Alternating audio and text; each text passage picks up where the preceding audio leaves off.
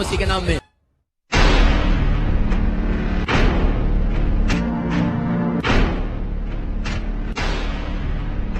भारत में ईसाई धर्मांतरण का षड्यंत्र कितना खतरनाक हो गया है, इसकी तमाम भयानक तस्वीरें हम आपको दिखाते हैं। लालच, श्रद्धा, ढोंग, देश विरोध, आतंकियों का समर्थन, बच्चों और महिलाओं का शोषण, बीमारियों और गरीबी के साथ हिंदू आस्थाओं का मजाक बनाने से लेकर ईसाई धर्मांतरण के मायाजाल में कैसे एनजीओ संस्थाएं शामिल रही हैं। जी हां, लालच कैसे दिया जाता है आप इस वीडियो में देख सकते हैं। अब बोलते हैं 8 लाख हमसे ले लो, हम आपको 8 लाख मतलब लोगों को 7 लाख देते हैं, हम आपको 8 लाख देंगे, लेकिन आप क्रिश्चियन हो जाओ। कैसे अंधश्रद्धा के नाम पर गरीब और अनपढ़ लोगों को मायाजाल में फंसाया जाता है। भूत भगाने से लेकर ब्लैक मैजिक का भयानक खेल आप इस वीडियो में देख सकते हैं।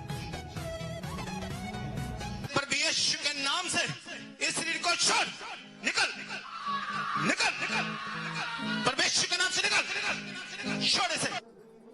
हिंदू आस्थाओं के साथ कैसे संतों के भेष में पादरी दिखाई दे रहे हैं।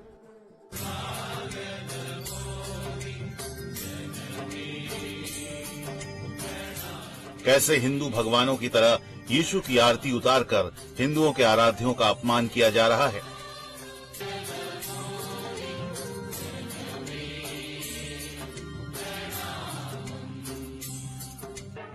हिंदुओं से मिलती आस्थाओं को गरीब और बीमार हिंदुओं में इसलिए दिखाया जाता है जिससे हिंदुओं को लगे कि वो अपनी आस्था में ही हैं, लेकिन बेचारे अनजान हिंदुओं को एहसास ही नहीं होता कि वो कब ईसाई बन गए। देश विरोधियों, नक्सलियों और आतंकियों से चर्च के संबंध सामने आ चुके हैं।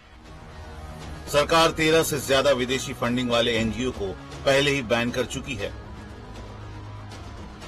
अकेले पालक घर में 100 से ज्यादा नाबालिग बच्चों का यौन शोषण का पर्दाफाश है। बच्चे पादरियों के यौन शोषण से घबराकर आत्महत्या कर रहे हैं पालघर में। 100 लड़कों के साथ में इस तरह से अन्याय हुए हैं। बहुत सारे लोगों को इन्होंने मारा है, बहुत सारे बच्चे आत्महत्या करके मरे हुए हैं। दुनिया भर में चर्च ने नाबालिग बच्चों का कैसे यौन शोषण किया, ये दुनिया भर के अखबारों में छप चुका है। यौन शोषण के आरोपी पादरियों को सरकारें सजा तक नहीं दे पाई, क्योंकि चर्चों में सरकारों के कानून लागू नहीं होते। ऐसे में चर्च ने पादरियों को सिर्फ आजीवन यीशु की आराधना करने का हुक्म सुनाया। अब आप खुद ही अंदाजा लगा सकते हैं कि चर्च के पादरी महिलाओं और बच्चों का यौन शोषण क्यों करते हैं, क्योंकि पादरियों को पता है कि उन्हें सजा तो मिलने वाली नहीं। ऐसे में पादरी बेखौफ महिलाओं और नाबालिग बच्चों का यौन शोषण करते हैं। अंधश्रद्धा से बीमारियों को ठीक करने के जरिए लोगों का धर्मांतरण किया जा रहा है।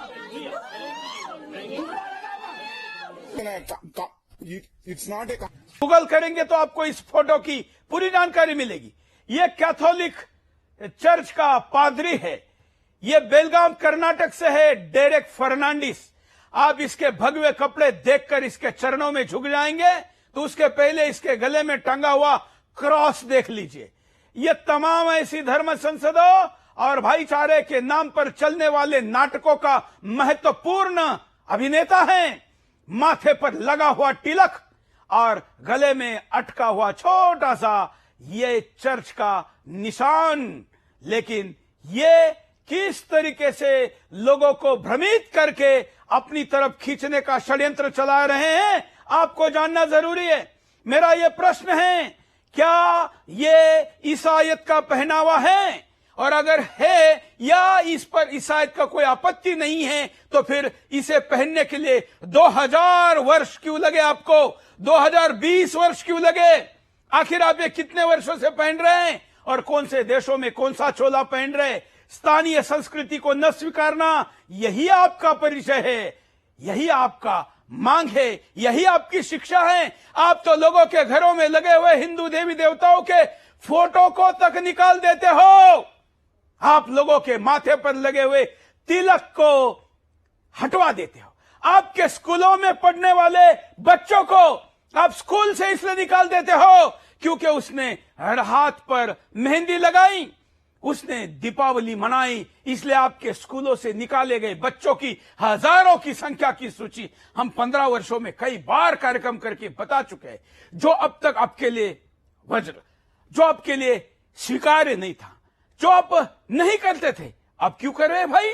मेरा ये उत्तर देने के लिए हमने इस पादरी को कई बार फोन किया, संपर्क किया, लेकिन हम तक इसका कोई संपर्क नहीं होने दिया गया। इस कार्यक्रम के द्वारा इस तक पहुंचने वाली यह जानकारी, क्योंकि आज दुनिया भर के खास करके वो ईसाई जो हिंदी समझते हो आज का शो अवश्य देख रहे होंगे, क्योंकि उनको पता है कि उनके नाम से होने वाले षड्यंत्रकारियों का भंडाफोड़ आज सुदर्शन पर हो रहा है। और इसलिए अगर इस आदमी तक, इसको जानने वाले व्यक्ति तक, अगर आपको भी इसका कोई आता पता है तो इसको मैसेज कराइए कि मैं इसके इस भगवे के मोहजाल के भेष के बारे में चर्चा करना चाहता हूं।